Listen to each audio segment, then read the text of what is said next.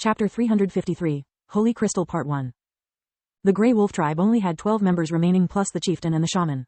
Ragesh had to think carefully about their strategy. Albeit lesser demons, their enemies were still demons. Of the 12 orcs, 4 were just kids. Their bodies were yet to become able to endure the blessing of the Holy Crystal. The shaman decided to keep them close to her, so in case of emergency, she could turn them into living bombs and get rid of the tribe's enemies. As long as the tribe has women, we can always have more children. Ragesh thought, the only things that matter to our survival is the Holy Crystal and breaking the curse. Everyone else is disposable.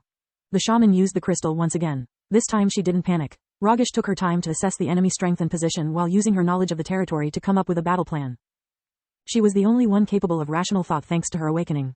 The others, just like Testalosh, were mindless brutes, incapable of escaping the clutches of their base instincts. Against a smart enemy equipped with magical weapons like Sergeant Tepper's unit, the blessing of the Holy Crystal wasn't enough. She needed a foolproof plan, literally, otherwise those morons would screw up and leave everything on her shoulders. According to her readings, the demons and the humans were apart, even if not by much. Sending more orcs would be just a waste of resources. I'll let them come here, where the powers of the Holy Crystal and my magic are at their peak. I'll leave the humans to the tribe while Testalosh and I will take care of the demons. The gods from above and from below are on our side. The two demons share the same body, making them a lesser threat than what I feared. We outnumber and outmatch them. Thanks to my new pet, our victory is already written in the stars. Ragesh thought. Lith kept coming closer to the orc settlement, yet he met no resistance whatsoever. There were a few traps laid on the ground, but they were devised against animals to get food, not against a real enemy. Orcs are supposed to be stupid. They should have charged at us like mad bulls already, Lith thought while using life vision to check his surroundings. I guess a shaman is a real game changer, Solis pointed out. It's better to go back to the others and ask for more information. The sergeant seemed to know more than what he told us. We should seek his advice. Lith mind nodded. He rushed back to the unit while Solis watched his back with monosense, allowing him to move at full speed without any worry. How many orcs did you kill? Lewell asked with a big smile on his face. Lith was so used to their ill-concealed scorn that it gave him the creeps. None, that's why I returned. Something is wrong here. The orcs knew our position with enough precision to set an ambush, yet they aren't supposed to be able to use arrays. Lith said, leaving the unit confused. What's an array? They asked each other, receiving only a shrug in reply. Also, they are supposed to be dumb. If that was true, they should either run away or come at us in full force. Yet nothing has happened. I feel like we are walking into a trap. Sergeant, could you please tell us what a shaman is capable of? Sometimes in battle, you're forced to face the unknown, Cadet Lith.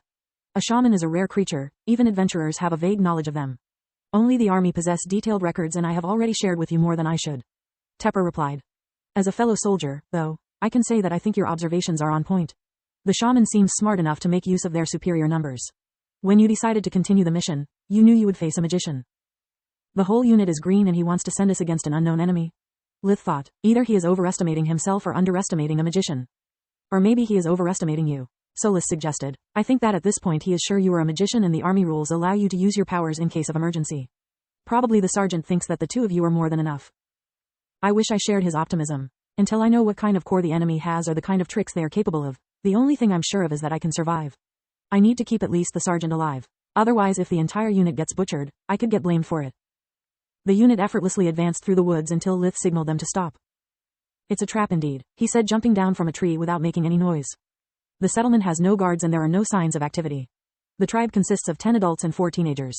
8 adults are spread outside what I presume is the shaman's tent and are armed to the teeth. What about the mana crystal? Sergeant Tepper asked with eyes full of expectation. I saw no crystal, Lith lied. Maybe it's inside the tent, I can't see through walls. The bastard knows about the crystal, Lith inwardly cursed. Thanks to life vision and mana sense, Lith had now a clear idea of the enemy's strength. His comrades had only one path to victory. If they managed to keep the orcs at bay they would win, otherwise it would be a slaughter. Inside the tent, Lith had spotted a bright cyan-cored orc that was likely to be the shaman.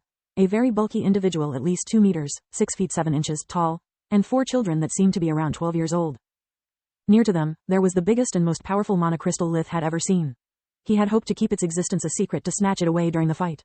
It was a priceless natural treasure with endless application to Lith's studies. There has to be a mana crystal, otherwise the shaman couldn't empower other orcs. Tepper said, orcs consider them gifts from the gods, they would rather die than leave one behind. The Mage Association highly values orcs' crystals. They hope to understand the secrets of the shaman's powers by studying them. We have to retrieve it safely at all costs. What is our priority? Lith asked. Wiping out the orcs or retrieving the crystal? Your primary objective is to remain alive. Sergeant Tepper sighed. He had almost forgotten he was with cadets, not an elite force. The secondary objective is to wipe out the orcs. If we do that, the crystal will fall into our hands. What's a crystal? Nilo asked, relieving Lith from his burden. The more he learned about the orcs, the more the mission appeared suicidal in his eyes. Sending the cadets forward without warning them about monocrystals would just add insult to the injury. Tepper briefly explained the unit, the monocrystal's uses, properties, and volatile nature. With all due respect, I don't think we can do it, sir. Nilo said after Lith drew her a rough sketch of the orc settlement and the enemy positions.